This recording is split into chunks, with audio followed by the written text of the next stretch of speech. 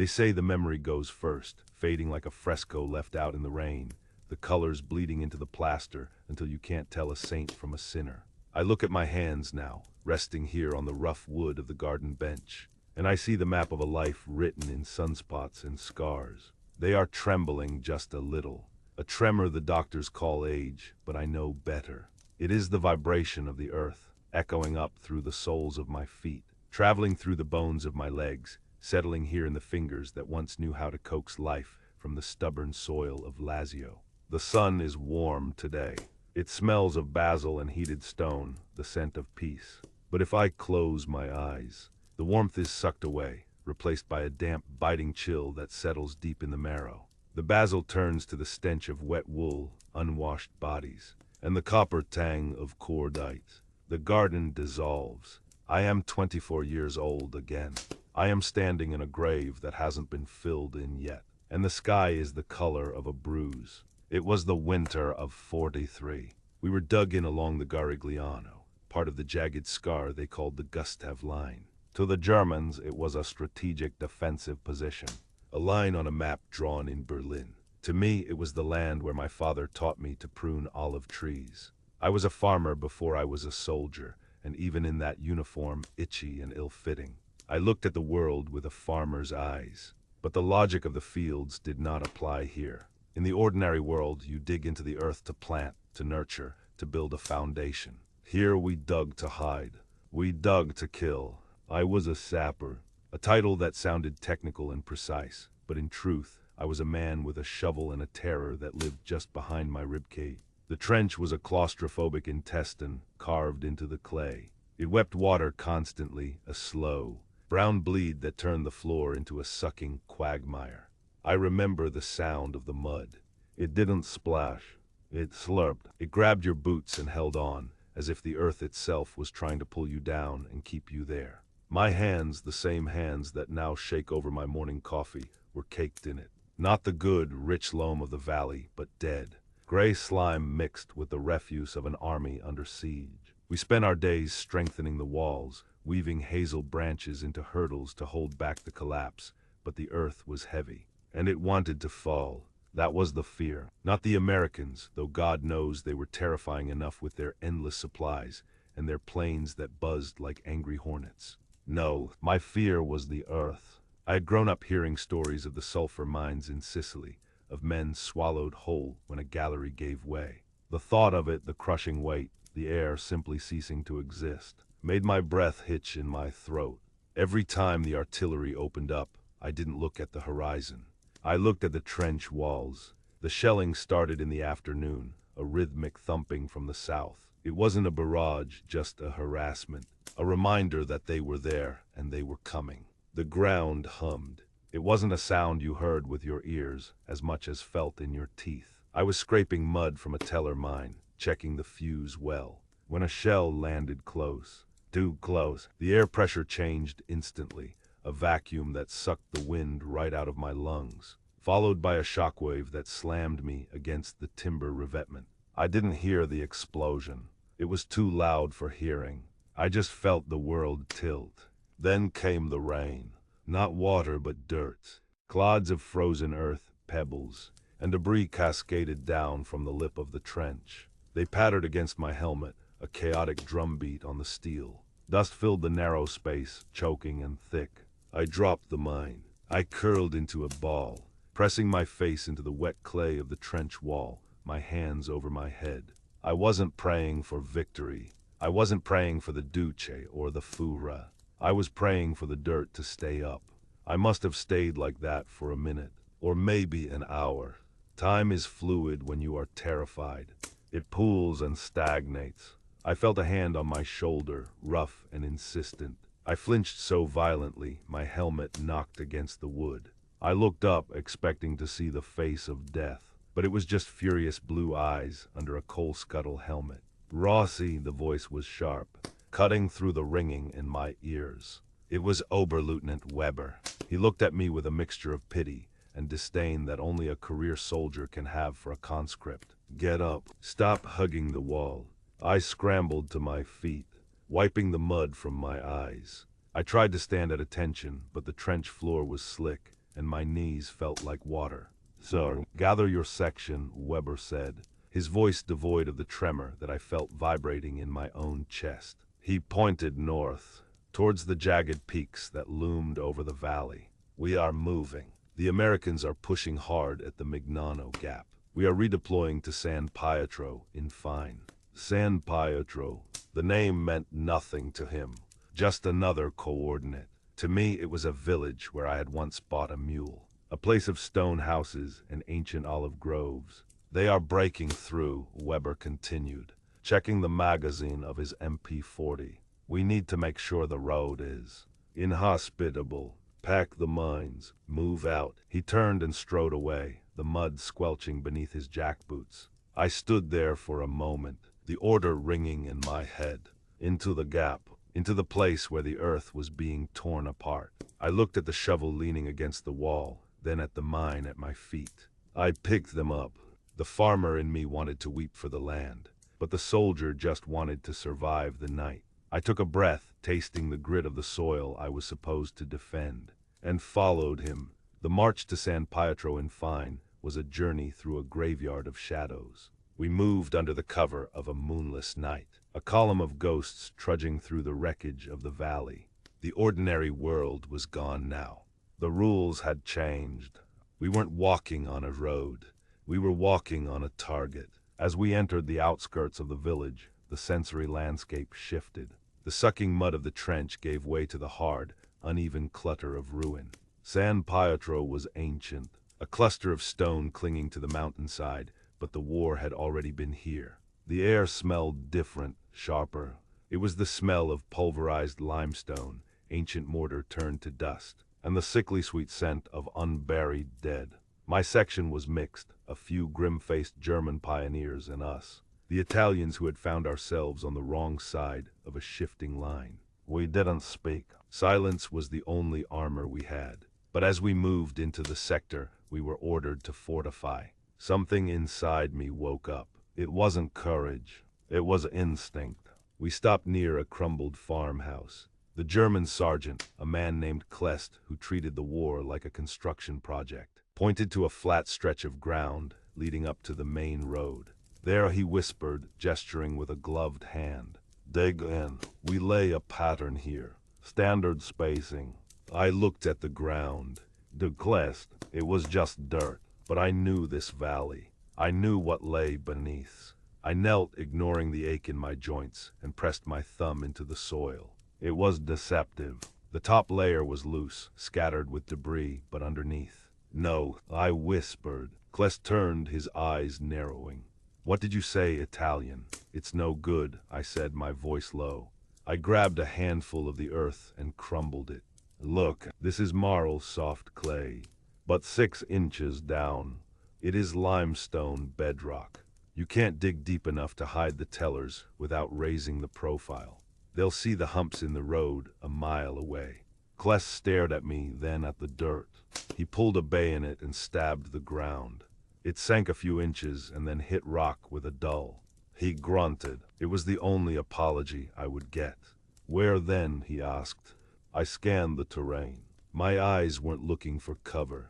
They were looking for drainage. "The shoulder." I pointed to the verge where the ground dipped slightly. "The water runoff deepens the soil there. It's soft for 3 feet.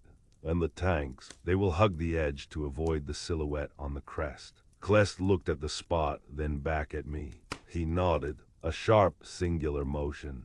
"Do it." I felt a strange, sick pride. I was using the knowledge my father gave me, the intimacy with the land, to plant seeds that would bloom into fire and steel. We set to work. The rhythm took over. Dig, place, arm, cover. It was farming in reverse. We were sowing death. The silence of the infiltration was absolute, until it wasn't. It didn't start with a shout, but with a crack, dry and sharp, like a dead branch snapping, but louder. Much louder. Next to me, a boy from Naples, barely 18, dropped his shovel. He didn't scream. He just sat down, looking surprised, and then tipped backward. The sniper's bullet had found him in the dark. "Cover," Kleist hissed. We scrambled into the ruins of the farmhouse. The spell of the night was broken. The darkness, which had been a blanket, was now full of teeth. The Americans were out there. We couldn't see them, but we could feel them. The air suddenly felt crowded with invisible lines of fire. "Where is it coming from?" someone whispered. "The ridge," I said, pressing my back against the cold stone of the wall. "There on the ridge." Then the heavy instruments joined the orchestra. The of mortars walking down the street. Explosions blossomed in the village. Brief flashes of daylight that revealed the skeleton of the town in horrific strobe light. The ground shook not with the dull rumble of distant guns, but with the violent, jarring kick of nearby impacts. We were pinned. The dust was rising again, coating my tongue. I looked around the room. We were using the cellar of the farmhouse as a temporary command post. It was a sturdy structure, built with thick stones, but the violence outside was escalating. "We need to check the charges on the lower road," Klest yelled over the din of a machine gun opening up nearby. "I'll go," I said, though every fiber of my being screamed to stay put. I moved towards the doorway, crouching low. Then the world ended. It wasn't a mortar. It was something bigger. A 105 shell, maybe a 155. It struck the upper floor of the farmhouse directly. The sound was a physical blow, a hammer to the side of the head.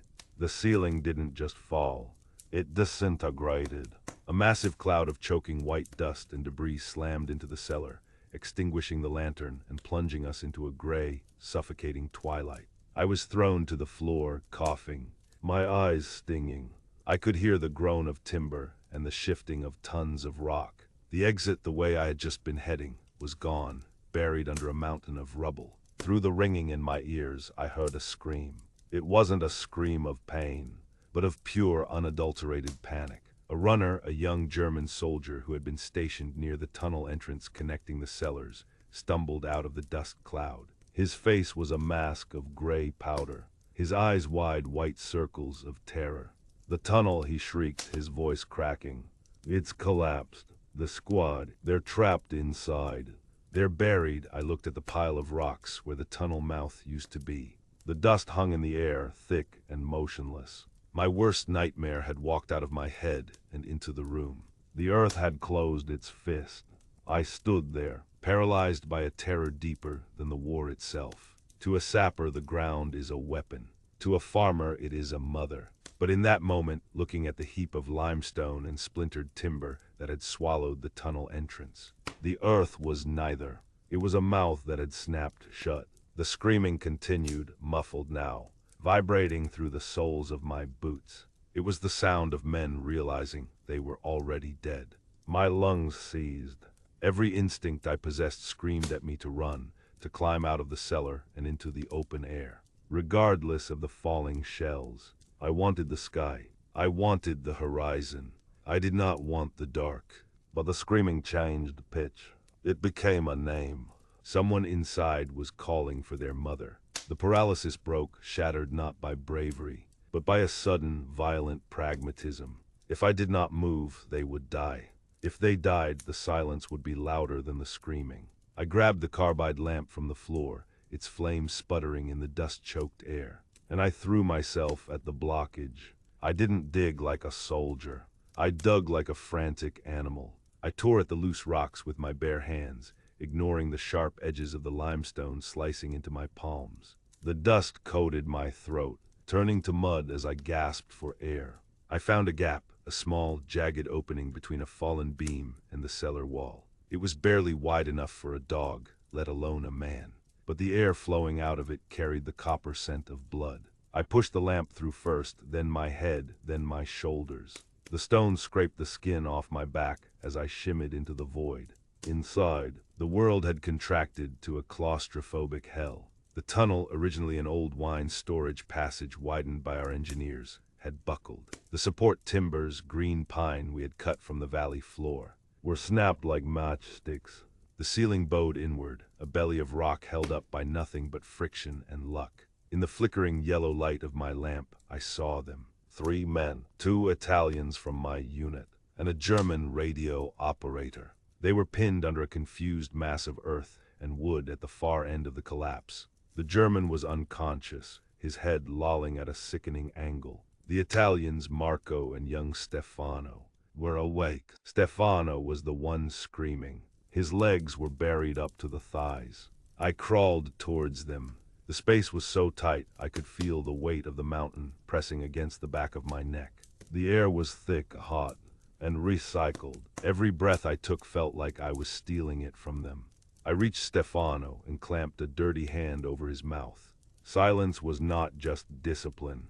It was structural integrity. The vibration of a scream could dislodge the loose silt hanging above our heads. I put my face close to his, my eyes locking onto his terrified, weeping gaze. I whispered that I was there. I whispered that I was a farmer, and I knew how to move dirt. I examined the collapse. It wasn't a clean break. The artillery shell had pulverized the limestone into a fluid mass that was still shifting. If I pulled Stefano out, the pile would slide, crushing the German and Marco. I needed to shore it up. I needed to build a roof before I could dig a floor. I looked around for anything, a rock, a piece of wood, a rifle. I found a shattered crate of rations. I broke it apart, using the planks to create a makeshift dam against the sliding soil. My hands moved with a memory that wasn't military. This was dry stone walling. This was terracing the vineyards of Casino. I felt the grain of the rock, finding the friction points, wedging the jagged stones together to create tension.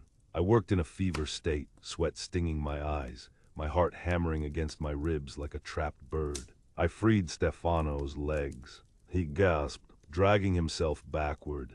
I moved to Marco. He was pinned by a heavy beam across his chest. I couldn't lift it. I had to dig underneath him, to undermine the ground he lay on so he could drop free. It was dangerous. It went against every regulation in the sapper's handbook. But the handbook was written for daylight. Here, there was only the dark and the dust. I was scraping the earth away from Marco's ribs when the ground jumped. It wasn't a sound. It was a concussion that traveled through the rock, bypassing the ears and striking the spine directly. Another shell had hit the farmhouse above. The shockwave slammed into the tunnel. The air pressure spiked, popping my ears. The ceiling groaned, a deep, tectonic grinding that vibrated in my teeth. Then, the carbide lamp hissed and died. The darkness was absolute. It was heavy. It poured into my eyes, my nose, my mouth. It felt like the earth itself had finally entered me. Giovanni, Stefano's voice was a whimper in the blackness. I can't see. I can't see. Panic, cold and sharp, spiked in my chest. I was buried. I was 20 feet underground, in the dark with tons of rock suspended inches above my skull. My breath came in short, ragged gasps. I could feel the walls closing in. I could feel the soil touching my skin, measuring me for a coffin. I wanted to thrash, to scream, to claw blindly at the dark until my fingernails tore off. I closed my eyes. It made no difference to the darkness, but it focused my mind. I thought of the soil in my fields at home, the volcanic earth of Lazio. It was heavy, yes, but it was porous. It breathed. I forced myself to take a breath, then another. I listened. I heard the drip of water. I heard the settling of dust. I heard the ragged breathing of the men. Nobody panic, I said. My voice sounded strange, flat and metallic, like it was coming from a machine. Save your breath. Tell me what you hear. Nothing, Marco wheezed. I hear nothing. Good, I lied. That means the roof is holding. We are going to play a game. It is called the blind man's plow. Stefano, give me your boot. I need to prop the beam. I worked by touch. I became a creature of the underworld. My fingertips read the texture of the stone, finding the weak spots, the fissures. I visualized the tunnel in my mind. A three-dimensional map constructed of pressure and texture. I lifted the beam off Marco, using the leverage of my own body, my spine acting as the fulcrum. He slid free, groaning. We move now. I commanded. Hand to heel. Grab the ankle of the man in front of you. I am the lead ox. You are the plow. We go. I crawled forward into the suffocating blackness. I didn't know if the exit I had made was still there. I didn't know if we were crawling towards air or towards a dead end. I only knew that to stop was to die. I felt the soil shifting under my knees. I felt the jagged teeth of the limestone tearing my uniform. I kept my hand on the tunnel wall, feeling for the draft, the subtle current of air that meant the surface was near. Minutes stretched into hours. Time dissolved in the dark. There was only the scrape of fabric on stone, the smell of sweat and fear, and the overwhelming weight of the world pressing down. I hit a wall of loose dirt. My heart stopped. The exit had collapsed. I didn't tell the others. I just started digging. I dug with a rhythm, a frantic, silent prayer. Scoop, throw, scoop, throw. My fingers were raw, bleeding, numb. I was digging through my own grave. I was digging through the fear, through the terror of the crushing weight. And then, my hand punched through. Whatever resistance was there gave way. A rush of cold air hit my face. It tasted of cordite and winter, but it was fresh. It was the sweetest thing I had ever tasted. I widened the hole, clawing at the dirt until I could see a faint, gray smudge. Light. I dragged myself out of the hole and collapsed onto the cellar floor. The others followed, tumbling out of the earth like newborns, covered in gray slime, gasping, weeping. We lay there in the ruins of the farmhouse, beneath a sky that was choked with smoke but vast and open. I looked at my hands. They were black with soil and blood. They shook uncontrollably. I had survived the ordeal. I had walked into the mouth of the earth and pulled 3 souls back out. But as I lay there, staring up at the shattered rafters of the farmhouse, I knew that a part of me had not come back. A part of me was still down there in the dark, waiting for the roof to fall. Decades later, the war is a library of books written by men who were not there. They write about strategy and movements. They do not write about the dirt. I am an old man now. My back is bent, shaped by years of lining over the hoe. I stand in my garden in Casino, the rebuilt monastery watching over me from the mountain like a white ghost. The sun is warm on my neck. I reach down and scoop up a handful of soil. It is dark, rich, volcanic. It is good soil. It grows tomatoes that taste like sunshine. It grows grapes that make wine black as ink. I let the dirt run through my fingers. It is soft, impartial. It does not care if it covers a seed or a soldier. It does not judge. It only accepts. The same knowledge that helps you grow wheat, I whisper to the empty garden, can help you bury a tank. The earth doesn't care. It only remembers. I wipe my hands on my trousers. I still cannot go into the cellar. My wife keeps the wine there. She brings it up when we have guests. I tell them it is because of my knees, that the stairs are too steep for an old man. It is a lie. It is because the tunnel is still there, in my mind. The moment the door closes, the moment the light fails, I am back in San Pietro. I am back in the silence. I can feel the weight of the limestone pressing against my skull. The war took my youth. It took my friends, but mostly it took my peace with the land. I look at my fields, and I do not see the harvest. I see the geology of a grave. I see the potential for collapse. The machine of my life, the simple, ancient engine of planting and reaping, was broken in that tunnel. I fixed the tunnel, but I could not fix the machine. The harvest is ruined, not by blight or drought, but by memory. This memory is a shard of glass I carry. Help me pull it out. Subscribe to keep this history alive.